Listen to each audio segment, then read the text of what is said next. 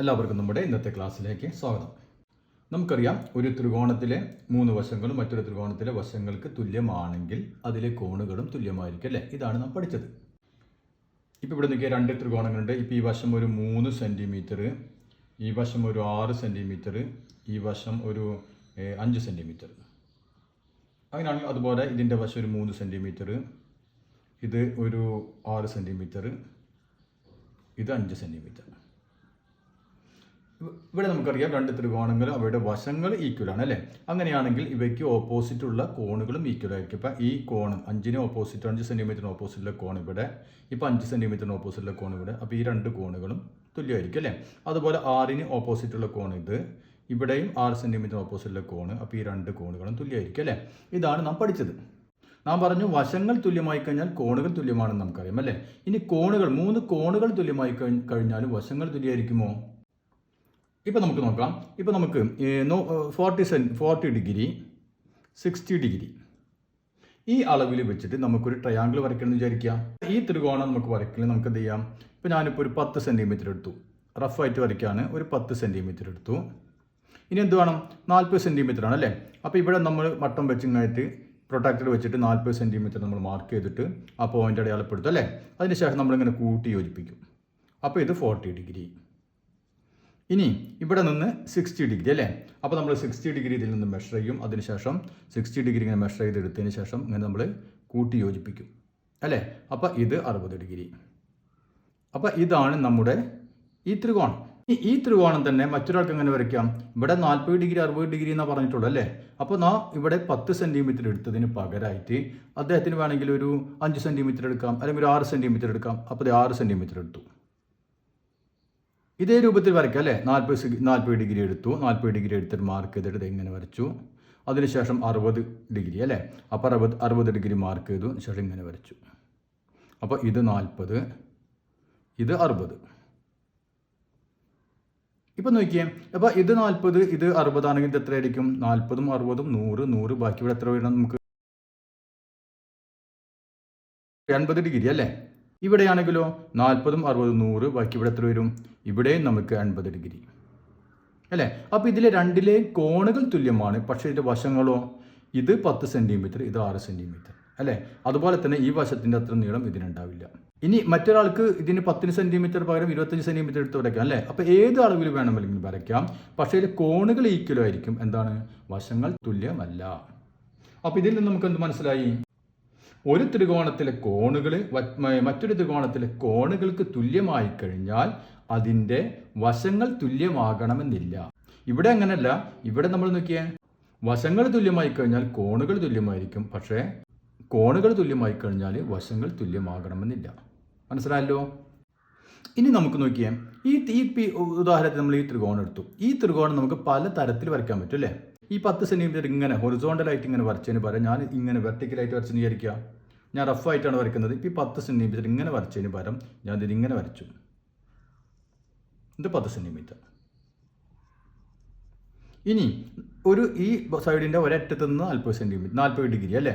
അപ്പോൾ ഞാനിവിടെ മട്ടം വെച്ചിട്ട് അല്ലെങ്കിൽ പ്രൊട്ടക്ടർ വെച്ചിട്ട് 40 ഡിഗ്രി ഞാൻ കൃത്യമായിട്ട് ഇങ്ങനെ അളന്നുമായിട്ട് ഇതേപോലെ ഞാൻ പോയിന്റ് മാർക്ക് ചെയ്തു. 40 ഡിഗ്രി. എന്നിട്ട് ഇതിങ്ങനെ വരച്ച് കഴിഞ്ഞാൽ എന്തായി? ഇത് 40 ഡിഗ്രി അല്ലേ? അപ്പോൾ ഇത് 40 ഡിഗ്രി കിട്ടി. ഇനി ഈ അറ്റത്ത് നിന്ന് 60 ഡിഗ്രി. അപ്പോൾ ഈ ലൈനിൻ്റെ ഇതാണ് നമ്മുടെ 10 സെൻറ്റിമീറ്ററുള്ള വര. അപ്പോൾ ഇതിൻ്റെ ഈ അറ്റത്ത് നിന്ന് എത്ര വേണം? 60 ഡിഗ്രി ഞാനിങ്ങനെ മെഷർ ചെയ്തു. അതിനുശേഷം നമുക്കൊരു പോയിന്റ് കിട്ടി.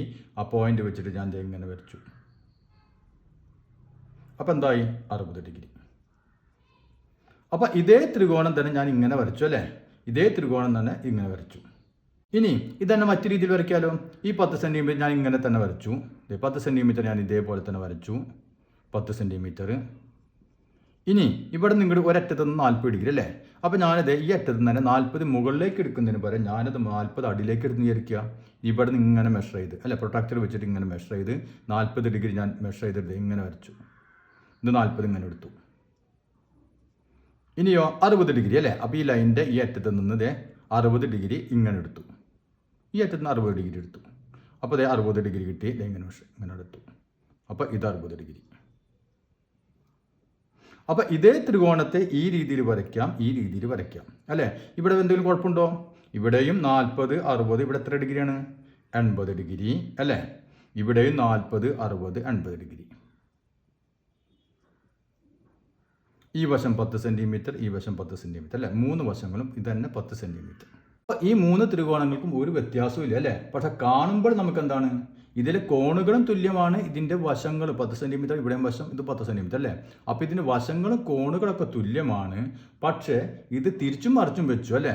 ഒരെണ്ണം ഇങ്ങനെ വെച്ചു, ഒരെണ്ണം ഇങ്ങനെ വെച്ചു, ഒരെണ്ണം ഇങ്ങനെ വെച്ചു. അതല്ലാതെ ഈ ത്രികോണങ്ങൾക്ക് തമ്മിൽ ഒരു വ്യത്യാസവും ഇല്ല. അപ്പോൾ ഇതിൻ്റെ അർത്ഥം എന്താണ്? നാം ഒരു വശം ഒരു സൈഡാണ് വരച്ചത് അല്ലേ? ഇതിൽ 10 സെൻറ്റിമീറ്റർ ഇങ്ങനെ വരച്ചു, ഇവിടെയും 10 സെൻറ്റിമീറ്റർ വരച്ചു, ഇവിടെയും 10 സെൻറ്റിമീറ്റർ വരച്ചു. പിന്നെ ഇതിൽ ഈ 40ഉം 60ഉം ഡിഗ്രി വെച്ചിട്ട് 2 കോണുകൾ എടുത്തിട്ട് ഈ 10 സെൻറ്റിമീറ്ററിൻ്റെ 2 തലക്കുന്ന് ഒന്ന് 40ഉം 60ഉം എടുത്തു, ഇവിടെയും 40ഉം 60ഉം എടുത്തു, ഇവിടെയും 10 സെൻറ്റിമീറ്റർ ഈ തലക്കുന്ന് 40ഉം 60ഉം എടുത്തു അല്ലേ? അപ്പോൾ നമ്മൾ എങ്ങനെ വരച്ചപ്പോഴും മൂന്നാമത്തെ കോൺ നമുക്ക് എത്ര തന്നെ കിട്ടിയത്? 80 ഡിഗ്രി തന്നെയാണ് കിട്ടിയത് അല്ലേ? അതായത് ഇങ്ങനെ വരച്ചപ്പോൾ നമ്മൾ കോണുകൾക്ക് ഒരു മാറ്റവും സംഭവിക്കുന്നില്ല. അപ്പോൾ അതിൻ്റെ അർത്ഥം എന്താണ്? ഒരു ത്രികോണത്തിലെ ഒരു വശവും അതിൻ്റെ 2 അറ്റത്തുള്ള കോണുകളും കണ്ടില്ലേ, അത് മറ്റൊരു ത്രികോണത്തിൻ്റെ ഒരു വശത്തിനും 2 അറ്റത്തുള്ള കോണുകൾക്കും തുല്യമാണെങ്കിൽ മൂന്നാമത്തെ കോൺ എന്തായിരിക്കും? മൂന്നാമത്തെ കോണുകളും തുല്യമായിരിക്കും. അപ്പോൾ ഈ 3 കോണുകളും തുല്യമായി കഴിഞ്ഞാൽ അവയ്ക്കെതിരെയുള്ള വശങ്ങൾ എന്തായിരിക്കും? തുല്യമായിരിക്കും അല്ലേ? അപ്പോൾ നമ്മൾ രണ്ടാമത്തെ പോയിന്റാണ് പഠിക്കുന്നത്. നമ്മൾ ആദ്യം പഠിച്ചത് എന്താണ്? ഒരു ത്രികോണത്തിലെ 3 വശങ്ങൾ മറ്റൊരു ത്രികോണത്തിലെ 3 വശങ്ങളോട് തുല്യമായി കഴിഞ്ഞാൽ അവയുടെ കോണുകൾ തുല്യമായിരിക്കും. ഇവിടെ എന്താണ് നമ്മൾ പഠിച്ചത്? ഒരു ത്രികോണത്തിലെ ഒരു വശവും അതിൻ്റെ 2 കോണുകളും, അതിന്മേലുള്ള 2 കോണുകളും മറ്റൊരു ത്രികോണത്തിൻ്റെ ഒരു വശത്തോടും അതിന്മേലുള്ള 2 കോണുകളോടും തുല്യമാണെങ്കിൽ അതിലെ കോണുകൾ തുല്യമായിരിക്കും. മനസ്സിലായില്ലേ? അല്ലെങ്കിൽ അതിൻ്റെ കോണുകൾക്ക് ഓപ്പോസിറ്റുള്ള വശങ്ങളും തുല്യമായിരിക്കും. അപ്പോൾ ഒരു വശവും അതുമേലത്തെ 2 കോണും വേറൊരു ത്രികോണത്തിൻ്റെ ഒരു വശവും അതുമേലുള്ള 2 കോണുകളോട് തുല്യമാണെങ്കിൽ ആ 2 ത്രികോണങ്ങൾ എന്തായിരിക്കും? ഈക്വൽ ട്രയാങ്കിൾസ് ആയിരിക്കും. മനസ്സിലായല്ലോ? ഇനി ഈ 2 കോണുകളും ഏതെങ്കിലും ഒരു വശവും തുല്യമായി കഴിഞ്ഞാൽ ഇതേപോലെ തുല്യമാവോ? മറ്റു വശങ്ങൾ തുല്യമായി കിട്ടോ? ഇപ്പം നാം പറഞ്ഞു 2 കോണുകളും അതുമേലുള്ള ആ വശം അല്ലേ? ആ വശവും അതിന്മേലുള്ള 2 കോണുകൾ തുല്യമായിരിക്കണം. ഇനി നമുക്ക് 2 കോണുകൾ തുല്യമാണ്, പിന്നെ ഏതെങ്കിലും ഒരു വശം തുല്യമാണ്. അങ്ങനെയാണെങ്കിൽ മറ്റു വശങ്ങൾ തുല്യമായി കിട്ടുമോ? അത് നമുക്കൊന്ന് നോക്കാം. ഇപ്പോൾ നമുക്ക് നോക്കിയാൽ ഇതേ ത്രികോണം തന്നെ ഞാൻ വീണ്ടും ഒന്ന് വരയ്ക്കാൻ പോണ്. ഇവിടെ 10 സെൻറ്റിമീറ്റർ അല്ലേ? അപ്പോൾ ഞാൻ അതേ അളവിൽ 10 സെൻറ്റിമീറ്റർ എടുത്തു, 10 സെൻറ്റിമീറ്റർ. ഇനി ഇത് 40 ഡിഗ്രി അല്ലേ? അപ്പോൾ ഞാനിവിടെ മെഷർ ചെയ്തിട്ട് ഇത് 40 ഡിഗ്രി വരച്ചു. ഇത് 40 ഡിഗ്രി. ഓക്കെ. ഇനി ഞാനിവിടെ 60 ഡിഗ്രി അല്ലേ? ഇതിന് ഈ 60ഉം ഇവിടെ 80ആണ്. ഞാൻ ഇതിനൊന്ന് മാറ്റി പിടിക്കുകയാണ്. ഇവിടെ 60ന് പകരം ഇവിടെ ഞാൻ 80 ഡിഗ്രി എടുക്കും. അപ്പോൾ ഇവിടെ 60ന് പകരം ഞാൻ 80 ഇവിടെ എടുക്കുകയാണ്. അപ്പോൾ ഞാൻ 80 ഡിഗ്രി മെഷർ ചെയ്ത് പേരക്കുറെ എത്ര വന്ന് വിചാരിക്കുക. ഇവിടെ പോയിന്റ് മാർക്ക് ചെയ്തു. അപ്പോൾ ഇങ്ങനെ വന്നിട്ട് കാണും. ഇപ്പോൾ കൂട്ടിമുട്ടി പോയിന്റ് ഇത്. ഇപ്പോൾ നോക്കിയാൽ ഇത് 40, ഇത് 80. അപ്പോൾ ബാക്കി ഇത് എത്ര ആയിരിക്കും? സ്വാഭാവികമായിട്ടും 60 അല്ലേ? മൊത്തം 180ആണ്. അപ്പോൾ 60. ഈ ത്രികോണങ്ങൾ നോക്കി, 2 ത്രികോണങ്ങളും നമ്മൾ വളരെ റഫായിട്ട് വരച്ചാണ്, പക്ഷേ ഏറെക്കുറെ ഇതേ രൂപത്തിൽ തന്നെ ആയിരിക്കും ത്രികോണം കിട്ടുക. അപ്പോൾ ഈ 2 ത്രികോണങ്ങൾക്കും കോണുകൾ തുല്യമാണ് അല്ലേ? 40, 60, 80, 40, 60, 80. അതിന് വ്യത്യാസമില്ല. പക്ഷെ എന്ത് സംഭവിച്ചു? 2 ത്രികോണങ്ങളുടെയും വശങ്ങൾ മാറി, ത്രികോണത്തിൻ്റെ ഷേപ്പ് മാറി. അപ്പോൾ അതിനെന്താണ് കാരണം? നാം എടുത്ത ഒരു വശം, ആ വശത്തിന്മേലുള്ള കോണുകൾ 40, 60 ആയിരുന്നു. ഇവിടെ നാം എടുത്ത വശത്തിന്മേലുള്ള കോണുകൾ 40ഉം 80ആണ് എടുത്തത് അല്ലേ? 60നെ നാം ഇങ്ങോട്ട് കൊണ്ടുവന്നു. അപ്പോൾ ത്രികോണത്തിൻ്റെ ആകൃതി മാറി. അപ്പോൾ അതിൽ നിന്ന് നമുക്ക് എന്ത് മനസ്സിലായി? ഏതെങ്കിലും ഒരു വശവും 3 കോണുകളും തുല്യമായാൽ പോരാ. മനസ്സിലായ? ഇതിലിപ്പോൾ ഈ വശവും തുല്യമാണ്, 3 കോണുകളും തുല്യമാണ്. പക്ഷെ അങ്ങനെ ആയിക്കഴിഞ്ഞാൽ തുല്യ ത്രികോണങ്ങൾ ഈക്വൽ ട്രയാങ്കിൾസ് ആവില്ല. എന്തു വേണം? ഒരു വശവും അതിൻ്റെ അറ്റത്തുള്ള 2 കോണുകളും തന്നെ തുല്യമാവണം. അങ്ങനെ തുല്യമായാൽ മാത്രമേ അത് രണ്ടും ഈക്വൽ ട്രയാങ്കിൾസ് ആവുകയുള്ളൂ. അപ്പോൾ ഇനി ഇവിടെ നോക്കിയേ, ഇത് നമുക്കറിയാം ABCD എന്ന് പറയുന്ന ഒരു പാരലലോഗ്രാം അല്ലേ? അതായത് സമാന്തരികം.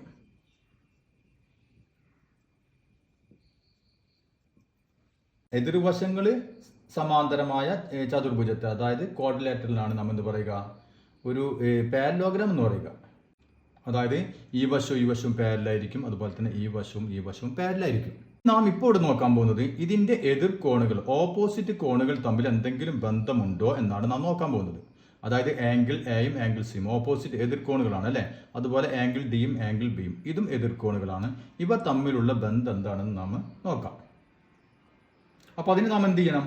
ആദ്യം നമുക്ക് നോക്കിയാൽ ഈ എ അതിൻ്റെ ഓപ്പോസിറ്റ് കിടക്കുന്ന അതിൻ്റെ കോർണർ എതിർ കോർണർ ഏതാണ്? സി അല്ലേ. അപ്പോൾ ആദ്യം ഇവ തമ്മിലൊന്ന് നമ്മളൊന്ന് യോജിപ്പിച്ച് നോക്കിയേ. അപ്പോൾ ഇങ്ങനെ യോജിപ്പിച്ചപ്പോൾ നമുക്ക് രണ്ട് ത്രികോണങ്ങൾ കിട്ടി അല്ലേ. അതായത് എ ബി സി എന്ന് പറയുന്ന ത്രികോണവും എ ഡി സി എന്ന് പറയുന്ന മറ്റൊരു ത്രികോണവും കിട്ടി. ഇനി ഈ രണ്ട് ത്രികോണങ്ങളിലെ ഈ മൂന്ന് കോണുകളും തമ്മിലുള്ള ബന്ധം എന്താണെന്ന് നോക്കിയേ. അതായത് ഇപ്പോൾ ത്രികോണം എ ബി സി അല്ലേ. ഇപ്പോൾ നമുക്ക് ത്രികോണം എ ബി സി, പിന്നെ നമുക്ക് മറ്റൊരു ത്രികോണം കിട്ടി, ത്രികോണം എ ഡി സി. ഈ രണ്ട് ത്രികോണങ്ങൾ അതിൽ എ സി എന്ന് പറയുന്നത് നമുക്കറിയാം, മുമ്പ് പറഞ്ഞിട്ടുണ്ട്, അത് കോമൺ സൈഡാണ് അല്ലേ. രണ്ടിനും ഉൾപ്പെടുന്ന സൈഡാണ്. അതായത് എ സി കോമൺ സൈഡ്, പൊതുവായ വശം.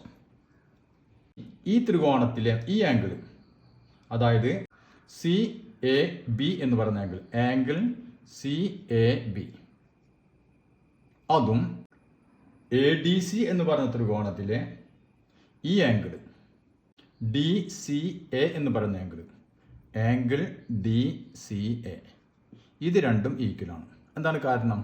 അതായത് ആംഗിൾ മനസ്സിലായല്ലോ, ഈ ആംഗിളും ഈക്വലാണ്. എന്താണ് കാരണം? ആൾട്ടർനേറ്റ് ആംഗിൾ ആണ് അല്ലേ.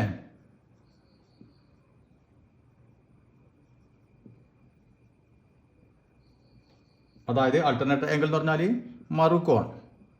എന്താണ് മറുകോൺ എന്ന് പറഞ്ഞാൽ? എന്താണ് നമുക്കറിയാം, ഒരു രണ്ട് പാരലൽ ലൈന്, അതിന് ഇങ്ങനെ ഒരു ലൈൻ ഇങ്ങനെ കട്ട് ചെയ്ത് കഴിഞ്ഞാൽ, അപ്പോൾ ഇങ്ങനെ കട്ട് ചെയ്ത് കഴിഞ്ഞാൽ ഈ ആംഗിളും ഈക്വൽ ആയിരിക്കും. അതുപോലെ തന്നെ ഈ ആംഗിളും ഈക്വൽ ആയിരിക്കും അല്ലേ. അപ്പോൾ ഇതിനെയാണ് നാം എന്ത് പറയുക? ആൾട്ടർനേറ്റ് ആംഗിൾ അല്ലെങ്കിൽ മറുകോൺ എന്ന് പറയുക. അപ്പോൾ അതാണ് നമ്മൾ ഈ ആംഗിളും ഈക്വൽ ആണെന്ന് പറഞ്ഞത്. ഇനി അടുത്ത ഈ ആംഗിൾ എടുത്ത് നോക്കിയാൽ A C B, angle A C B equal to ഈ ആംഗിൾ, ഇവിടുത്തെ ആംഗിൾ ഏതാണ് വരുന്നത്? ഡി എ സി, ഈ ആംഗിൾ. അപ്പോൾ ഈ ആംഗിളും തുല്യമാണ്. ആംഗിൾ ഡി എ സി, അതിനെന്താണ് കാരണം? അതും ആൾട്ടർനേറ്റ് ആംഗിൾ തന്നെ അല്ലേ. നമ്മൾ ഇവിടെ പറഞ്ഞ പോലെ തന്നെ ഈ ആംഗിളും കണ്ട, ഈ ആംഗിളാണ് വരുന്നത്, അതും ആൾട്ടർനേറ്റ് ആംഗിൾ തന്നെ. നാം തൊട്ട് മുമ്പ് പറഞ്ഞ കാര്യങ്ങൾ, അതായത് ഈ രണ്ട് ത്രികോണം, അതിലെ ഈ ത്രികോണത്തിലെ ഈ വശം, ഒരു വശവും അതിന്മേലുള്ള രണ്ട് കോണുകളും, അപ്പോൾ ഈ വശം അതിൻ്റെ മേലുള്ള ഈ കോണും അല്ലേ, അതേപോലെ ഈ ത്രികോണത്തിലെ ഈ വശത്തിനോടും അതിന്മേലുള്ള രണ്ട് കോണുകളോടും ഈക്വലാണ്. നമ്മളിപ്പോൾ പഠിച്ചതനുസരിച്ച് അതെന്തായി മാറും? തുല്യ ത്രികോണങ്ങളായി മാറി അല്ലേ. നമുക്ക് നോക്കിയാൽ ഈ കോണാണ് ഈക്വൽ. അപ്പോൾ ഇതിന് ഓപ്പോസിറ്റുള്ള വശം ഈ വശം, ഇതിന് ഓപ്പോസിറ്റുള്ള വശം ഈ വശം, അപ്പോൾ ഇത് രണ്ടും ഈക്വൽ. ഇനി ഈ കോൺ നോക്കിയാൽ, ഇതിന് ഓപ്പോസിറ്റുള്ള വശം ഈ വശം അല്ലേ. ഇനി ഇതിന് ഈക്വലായ കോൺ ഇതാണ്. അപ്പോൾ ഇതിന് ഓപ്പോസിറ്റുള്ള വശം ഈ വശം, അപ്പോൾ ഇത് രണ്ടും ഈക്വൽ. അപ്പോൾ നമുക്ക് ഇതിൽ നിന്ന് എന്ത് മനസ്സിലായി? ഒരു സമാന്തരത്തിലെ ഒരു പാരലോഗ്രാമിലെ എതിർവശങ്ങൾ തുല്യമാണ്, അതുപോലെ തന്നെ എതിർ കോണുകളും തുല്യമാണ് അല്ലേ. അപ്പോൾ ഇതും ഈക്വലാണ്, ഇതും ഈക്വലാണ്. അങ്ങനെയാണെങ്കിൽ ഈ ആംഗിളും ഈക്വൽ ആയിരിക്കും അല്ലേ. അതേപോലെ തന്നെ നമ്മൾ ഇവിടെ ഒരു ഡയഗണൽ വരയ്ക്കാൻ നമുക്ക് എന്ത് മനസ്സിലാവും? ഇതും ഈക്വലാണെന്ന് നമുക്ക് മനസ്സിലാവും. അപ്പോൾ ചുരുക്കി പറഞ്ഞാൽ ഒരു പാരലോഗ്രാമിലെ എതിർവശങ്ങൾ ഈക്വലാണ്, അതുപോലെ തന്നെ എതിർ കോണുകളും ഈക്വലാണ്. അപ്പോൾ ഇനി നമുക്ക് നമ്മുടെ ടെക്സ്റ്റ് ബുക്കിലെ പേജ് നമ്പർ 24 കുറച്ച് ചോദ്യങ്ങളുണ്ട്, അതൊന്ന് ചെയ്തു നോക്കാം. അപ്പോൾ ഇതാണ് നമ്മുടെ ടെക്സ്റ്റ് ബുക്ക് പേജ് നമ്പർ 24 ആദ്യത്തെ ചോദ്യം. അപ്പോൾ ഞാൻ കഴിഞ്ഞ ക്ലാസ്സിൽ പറഞ്ഞ പോലെ തന്നെ നമ്മുടെ പഴയ ടെക്സ്റ്റ് ബുക്കിലെ പേജ് നമ്പർ 21 ഒരു ചോദ്യമാണിത്. ഇതിൽ ഈ അളവ് മാത്രം, ഇതിൻ്റെ വശത്തിൻ്റെ നീളം മാത്രം ചെറിയ വ്യത്യാസമുണ്ട്, അത്രയേ ഉള്ളൂ. ഇവിടെ നമുക്ക് ഒരു ജോഡി ത്രികോണങ്ങളുടെ തന്നിട്ടുണ്ട് അല്ലേ. അതിൻ്റെ ഇത്രയും അളവുകൾ തന്നിട്ടുണ്ട്, രണ്ട് കോണുകൾ തന്നിട്ടുണ്ട്, ഒരു വശം ഇതിലും അതേ രൂപത്തിൽ നമുക്ക് തന്നിട്ടുണ്ട്. എന്താണ് നാം ചെയ്യേണ്ടത്? ഈ ത്രികോണത്തിലെ ഇതിലെ വശങ്ങൾക്ക് തുല്യമായ വശങ്ങൾ ഇതിൽ നിന്ന് നമ്മൾ കണ്ടുപിടിക്കണം. ഇപ്പോൾ എ സിക്ക് തുല്യമായ വശം ഏതാണ്, അല്ലെങ്കിൽ എ ബിക്ക് തുല്യമായ വശം ഏതാണ്, ഇത് നമ്മൾ കണ്ടുപിടിക്കണം. ഇതാണ് ചോദ്യം. നമുക്കറിയാം, നമുക്ക് വളരെ എളുപ്പത്തിൽ ചെയ്യാൻ പറ്റിയ ചോദ്യമാണ് അല്ലേ. ഇവിടെ നോക്കിയാൽ നമുക്ക് രണ്ട് ആംഗിളുകൾ വന്നിട്ടുണ്ട്, മൂന്നാമത്തെ ആംഗിൾ അല്ലേ. അപ്പോൾ നമുക്ക് മൂന്നാമത്തെ ആംഗിൾ കണ്ടുപിടിക്കാതെ തന്നെ ഏതാണെന്ന് ചെയ്യാൻ പറ്റും. ഇനി നമുക്ക് നോക്കാം, നമുക്ക് വേണമെങ്കിൽ മൂന്നാമത്തെ ആംഗിൾ കണ്ടുപിടിക്കാം. അതായത് ആംഗിൾ സി എത്ര വീട് നോക്കിയാൽ, ആംഗിൾ സി എന്ന് പറഞ്ഞാൽ 3 കൂടി കൂട്ടിക്കഴിഞ്ഞാൽ 180 കിട്ടണം. അപ്പോൾ 180ൽ നിന്ന് ഇത് രണ്ടും കുറച്ചാൽ മതി അല്ലേ. രണ്ടും കൂടി കൂട്ടിയത് കുറയ്ക്കാം. നമ്മൾ പലപ്പോഴും ചെയ്തിട്ടുണ്ട്. 50 + 70, അതായത് 180 മൈനസ് 120 സീക്വൽ ടു 60 ഡിഗ്രി. അപ്പോൾ നമുക്ക് ഈ ആംഗിൾ കിട്ടി 60 ഡിഗ്രി. അപ്പോൾ നമുക്കിവിടെ നോക്കിയാൽ 50 70 120 അല്ലേ, 50 70 120, ബാക്കി 60. അപ്പോൾ ഇവിടെയും 60 ഡിഗ്രി തന്നെ അല്ലേ, എന്നാലും നമുക്ക് 180 കിട്ടുള്ളൂ. ഇത് മൂന്നും കൂടി കൂട്ടിക്കഴിഞ്ഞാൽ 180 കിട്ടണം അല്ലേ. ഇനി ഓരോന്നിനും തുല്യമായ വശങ്ങൾ ഏതാണ് നമ്മൾ കണ്ടുപിടിക്കുക. ഏതാണ് കണ്ടുപിടിക്കുന്നത് നോക്കിയാൽ ആദ്യത്തെ ഒരു വശം എടുത്താൽ എ ബി എടുത്തു. എ ബി എന്ന് പറഞ്ഞ വശം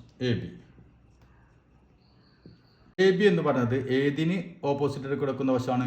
60 ഡിഗ്രിക്ക് ഓപ്പോസിറ്റ് കിടക്കുന്ന വശമാണ് അല്ലേ.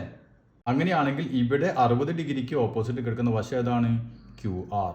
മനസ്സിലായില്ലേ? അപ്പോൾ A B equal to Q R. ഇനി അടുത്ത വശം ബി സി. ബി സി എന്ന് പറയുന്നത് ഏതിന് ഓപ്പോസിറ്റുള്ള വശമാണ്? 50 അല്ലേ. 50 ഓപ്പോസിറ്റുള്ള വശമാണ് ബി സി. അപ്പോൾ ഇവിടെ 50 ഓപ്പോസിറ്റുള്ള വശം ഏതാണ്? P Q. അപ്പോൾ ബി സിക്ക് ഈക്വലായ വശം പി ക്യു. ഇനി നമുക്ക് അടുത്ത വശം എ സി. എ സി എന്ന് പറയുന്നത് 70 ഡിഗ്രിക്ക് ഓപ്പോസിറ്റുള്ള വശം അല്ലേ. അപ്പോൾ ഇവിടെ 70 ഡിഗ്രിക്ക് ഓപ്പോസിറ്റുള്ള വശം പി ആർ. കണ്ടില്ലേ? ഇത്രയുള്ള ചോദ്യം. ഇനി നമുക്ക് അടുത്ത ജോഡി ട്രയാങ്കിൾ ഒന്ന് നോക്കാം. അപ്പോൾ ഇതാണ് നമ്മുടെ രണ്ടാമത്തെ ജോഡി ത്രികോണങ്ങൾ തന്നിട്ടുള്ളത്. ഇവയ്ക്ക് ഈ ത്രികോണത്തിലെ വശങ്ങൾക്ക് തുല്യമായ വശം ഏതാണ് നമ്മൾ ഇതിൽ നിന്ന് കണ്ടുപിടിക്കണം അല്ലേ.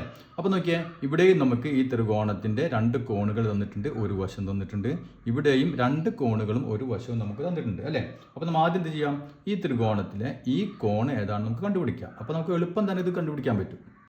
അപ്പോൾ ഈ കോണത്തിലായിരിക്കും, അതായത് ആംഗിൾ എൻ എന്ന് പറയുന്നത് നമുക്കറിയാം മൊത്തം 180. അപ്പോൾ 180 ഡിഗ്രിയിൽ നിന്ന് എത്ര കുറയ്ക്കണം?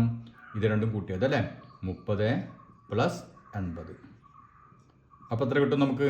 180 മൈനസ് 110 സീക്വൽ ടു 70 ഡിഗ്രി. അപ്പോൾ ഇത് നമുക്ക് 70 ഡിഗ്രിയിൽ നിന്ന് കിട്ടി. ഇനി ഇത് കിട്ടണമെങ്കിലോ ആംഗിൾ സെഡ് എത്രയായിരിക്കും? മൊത്തം 180 അല്ലേ. അപ്പോൾ 180ൽ നിന്ന് എത്ര കുറയ്ക്കണം? 70 പ്ലസ് 30. 70 പ്ലസ് 30, അതായത് 180ൽ നിന്ന് നമ്മൾ എത്ര കുറയ്ക്കണം? 100 കുറയ്ക്കണം, അതായത് 80 ഡിഗ്രി. അപ്പോൾ ഇത് നമുക്ക് കിട്ടി 80 ഡിഗ്രി. ഇനി നോക്കിയേ, ഇനി നമ്മൾ എന്ത് ചെയ്യണം? ഈ ഓരോ ആംഗിളിലും ഓപ്പോസിറ്റുള്ള കോണുകൾ അല്ല വശങ്ങൾ ഏതാണെന്ന് നോക്കാം അല്ലേ. അതായത് നോക്കിയാൽ ഇനിയിപ്പോൾ ആദ്യം നമ്മൾ LM എടുക്കുന്നു. LM എന്ന് പറയുന്ന വശം ഏതിന് ഈക്വൽ ആയിരിക്കും? ഇവിടെ 70 ഡിഗ്രിക്ക് ഓപ്പോസിറ്റ് ആണ് LM അല്ലേ. അപ്പോൾ ഇവിടെ 70 ഡിഗ്രിക്ക് ഓപ്പോസിറ്റുള്ള വശം ഏതാണ്? YZ അല്ലേ. അപ്പോൾ നമുക്ക് YZ. ഇനി MN എന്ന് പറയുന്നത് ഏതിന് ഓപ്പോസിറ്റ് ആണ്? 30 ഡിഗ്രിക്ക് അല്ലേ. അപ്പോൾ ഇവിടെ 30 ഡിഗ്രിക്ക് ഓപ്പോസിറ്റുള്ള വശം ഏതാണ്? XZ. ഇനി അടുത്ത വശം LN അല്ലേ. LN അതിന് ഈക്വലായ വശം ഏതാണ്? LN എന്ന് പറയുന്നത് ഏതിന് ഓപ്പോസിറ്റ് ആണ്? 80 ഡിഗ്രിക്ക് അല്ലേ. അപ്പോൾ ഇവിടെ 80 ഡിഗ്രിക്ക് ഓപ്പോസിറ്റുള്ള വശം ഏതാണ്? XY. അപ്പോൾ ഇന്നത്തെ ക്ലാസ് എല്ലാവർക്കും മനസ്സിലായെന്ന് കരുതുന്നു. ഇനി നമുക്കതിൽ കുറച്ചും കൂടി ചോദ്യങ്ങളുണ്ട്, അത് നമുക്ക് അടുത്ത ക്ലാസ്സിൽ ചെയ്യാം.